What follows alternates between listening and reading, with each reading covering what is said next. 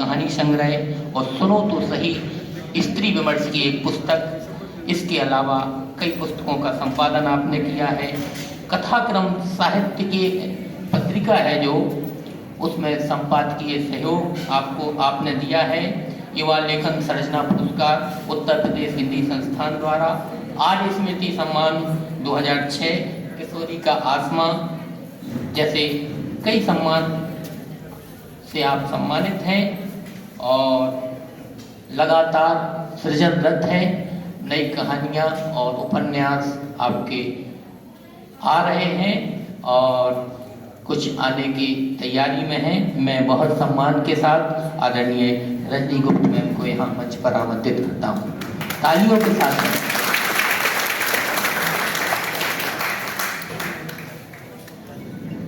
मंचस्थ विद्वज्जनों, सभागार की अग्रिम पंक्ति में बैठे सभी विद्वान साथियों और प्यारे बच्चों, बहुत सुंदर अवसर है आज इतने अच्छे विषय पर अंतर्राष्ट्रीय संगोष्ठी में, जहाँ पर इतने महत्वपूर्ण हस्ताक्षर हमारे बीच में हैं, उनको सुनना समझना बहुत गौरव का पल है आज ये। मैं चूँकि भाषा और राजभाषा में लगातार 30-32 साल मैंने काम किया है, तो मेरा विचार और मेरा जो थॉट प्रोसेस कहते हैं, जिसे अभी मैं बहुत क्षमा मांगती हूँ, हमारे बीच में डॉक्टर श्रीराम परिहार जी बैठे हैं, कि व्यवहारिक रूप से भाषा और राजभाषा कहाँ है और सैद्धांतिक रूप से कहाँ है, इसके बीच में जो एक खाई आई है, तो उसके बीच में जो लंबा अंतराल चला है आज़ादी के बाद से लेके आज तक, उस पर मैं कुछ अपने विचार रखूँगी जो अलग तरह के हैं, क्योंकि बात भाषा पर चल रही है, इसलिए मेरे विचारों में और उस समय थोड़ा अंतर है। सबसे पहले तो मैं आप विद्यार्थियों को कुछ ज़रूरी बातें, कि जो कक्षा के अंदर आप पढ़ रहे हैं, ग्रेजुएशन करने वाले या पोस्ट ग्रेजुएशन करने वाले विद्यार्थी, ये एक तरह की डिग्री है जो आपके जीवन में स्थायी रूप से साथ रहेगी, लेकिन इससे महत्वपूर्ण होता है कि आपकी जो क्षमताएं हैं, जो आपका ज्ञान है और जो इनोवेटिव आइडिया, जो नवोन्मेषी विचार होते हैं, उन क्षमताओं का विस्तार कक्षाओं के बाहर की दुनिया में, इतनी बड़ी दुनिया में कैसे किया जाए। छात्रों के खासतौर पर जिस जीवन में, जिस दौर में आप चल रहे हैं, एक जुनून, कुछ कर गुजरने का संकल्प, एक ललक, एक पागलपन होता है।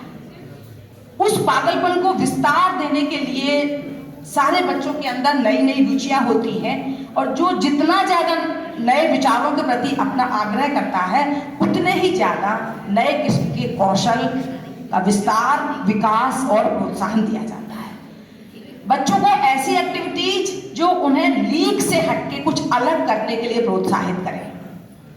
क्योंकि सामान्य कक्षा की तुलना में जो उच्च स्तर पर सीखने की ज़रूरत है वो कक्षा के बाहर है, और वो तभी संभव है जब हम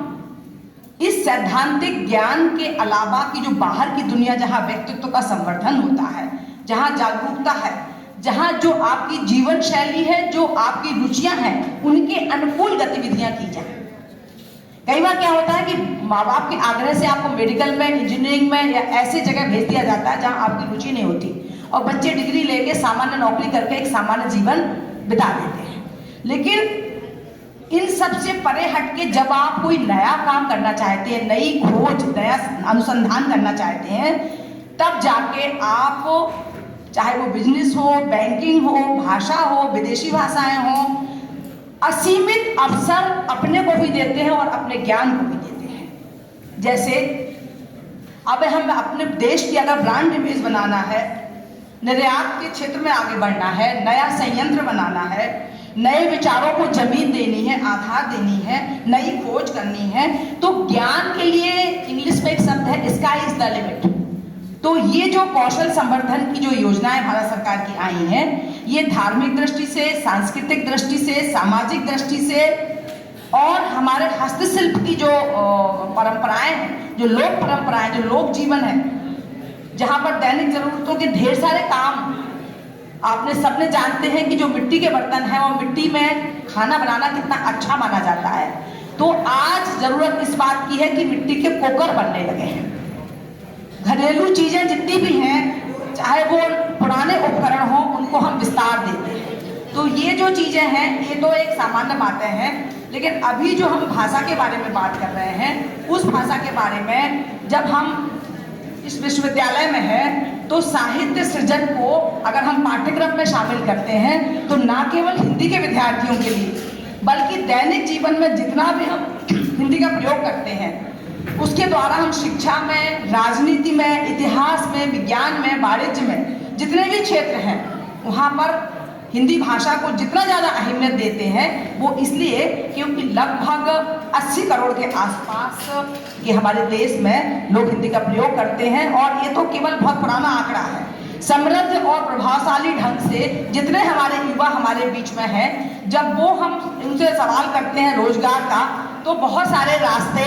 भाषा के माध्यम से, भाषाई संवर्धन, भाषाई कौशल और विकास के माध्यम से। देखिए, पत्रकारिता है,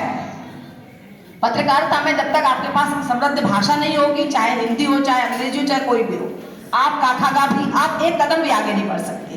खेल जगत है, मनोरंजन क्षेत्र है, यहाँ पर बिना भाषा के आप एक कदम नहीं बढ़ सकते। हिंदी भाषा में रोजगार की अनंत संभावनाएं हैं।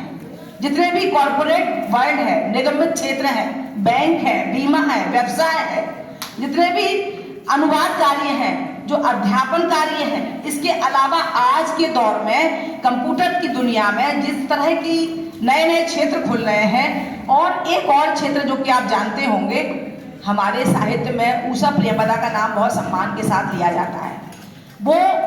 ऐसे बहुत सारे साहित्यकार हैं जो हिंदी पृष्ठभूमि से नहीं हैं, जो अंग्रेजी पृष्ठभूमि से हैं, लेकिन उनका नाम, उनका हस्ताक्षर हिंदी में बहुत सम्मान से। उसकी वजह क्या है कि उन्होंने विदेशों में जाके हिंदी का प्रचार प्रसार और प्रशिक्षण किया, शिक्षण किया, प्राध्यापन किया, और वो अंग्रेजी भाषा के अलावा उनको ऑफर किया जाता था, उन्हें कहा जाता था कि आप कृपया एक क्लास हिंदी की लीजिए। कल हम उनका इंटरव्यू पढ़ रहे थे तो उन्होंने यही कहा है कि हिंदी भाषा का जितना सम्मान के साथ, जितने विस्तार के साथ, जितनी शुद्धता के साथ विदेशों में लोग हिंदी सीखते हैं और अपनाते हैं, उस तरह से जो क्रिएटिव राइटिंग का कोर्स वहाँ बाकायदा चलाया जाता है, जैसे कथा लेखन है, स्क्रिप्ट राइटिंग है, सिनेमा जगत है, या जो डायलॉग राइटर, संवाद लेखक जो होते हैं, या शुद्ध उच्चारण के प्रशिक्षक जितने भी होते हैं, जब तक आपके पास नींव नहीं होगी, संस्कृत और हिंदी का आधार नहीं होगा, तब तक आप ना तो संवाददाता बन सकते हैं, ना आप संपादक बन सकते हैं, ना फीचर लिखने वाले, आलेख लिखने वाले लेखक, या पत्रकारिता की दुनिया में जाने वाले, और सबसे रोजमर्रा में जो रेडियो चौकी आप सुनते हैं सुबह उठते ही, जब तक आपका भाषा पर अधिकार नहीं होगा, तब तक आप चाहे जितने बड़े समाचार अखबार पढ़ें आप, लेकिन समाचार वाचक जितने भी हैं, उनके पास भाषा का औजार सबसे बड़ा औजार होता है। मैं ये कहना चाहती हूँ कि ना केवल देश में, ना केवल विदेश में, हम अपने जीवन में जब भी हम भाषा की बात करते हैं, तब हमें सबसे पहले अपने भीतर व्याकरण की शुद्धियों के अलावा आज के समय के साथ, जो स्किल इंडिया कहते हैं, आज के समय के साथ तकनीकी विशेषज्ञता भी बढ़ाने की जरूरत है।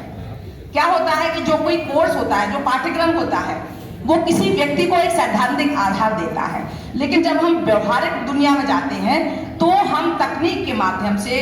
और एक कौशल विकास के माध्यम से रोजगार की क्षमता बढ़ाने के बारे में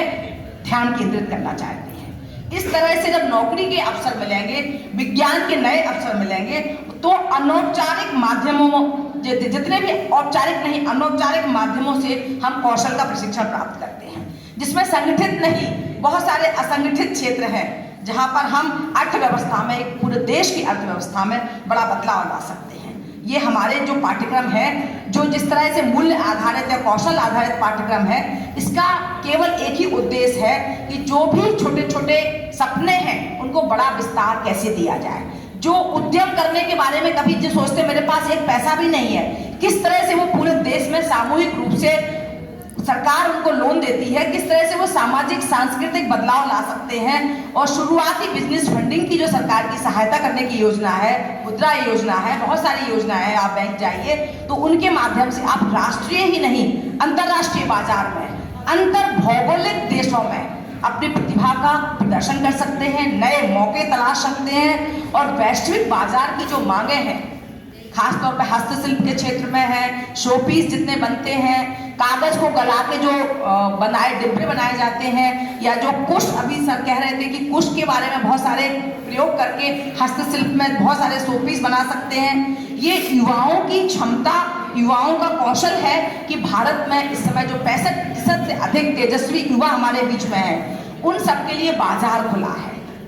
और बाजार की पहली शर्त है कि आपके पास भाषा अच्छी हो, और भाषा के लिए पहली शर्त है कि जितनी भी सूचनाएं मिल रही हैं उन सूचनाओं को आप अपडेट करें, आप अद्यतन सूचनाओं को लिखें। और जब हम सूचनाओं को दस्तावेजीकरण करते हैं, डॉक्यूमेंटेशन बनाते हैं, तो अपने सहकर्मियों से संपर्क करते हैं। उसके लिए सबसे ज़्यादा जरूरी है शब्द योजना, उसकी रूपरेखा बनाना, संपादन करना, संशोधन करना, वर्तनी में भी, व्याकरण में भी। और तकनीक के रूप से जब हम ईमेल करते हैं या जब भी हम कोई मैसेज, एक संदेश पूरी टीम को देते हैं, तो टीम को अपडेट करने के लिए सामूहिक ईमेल में जिन शब्दों का, जिन भावनाओं का आप संप्रेषण करना चाहते हैं, जो जिस तरह का संवाद करना चाहते हैं, उसमें मार्केटिंग के लिए, बाजार के लिए ऐसी कॉपी तैयार की जाती है जो वर्चुअल इवेंट में शामिल करने के लिए ज़्यादा से ज़्यादा लोगों के बीच में आपकी बात को पहुंचा सके। बहुत सारे नया तकनीक है, बहुत सारी योजनाएं हैं,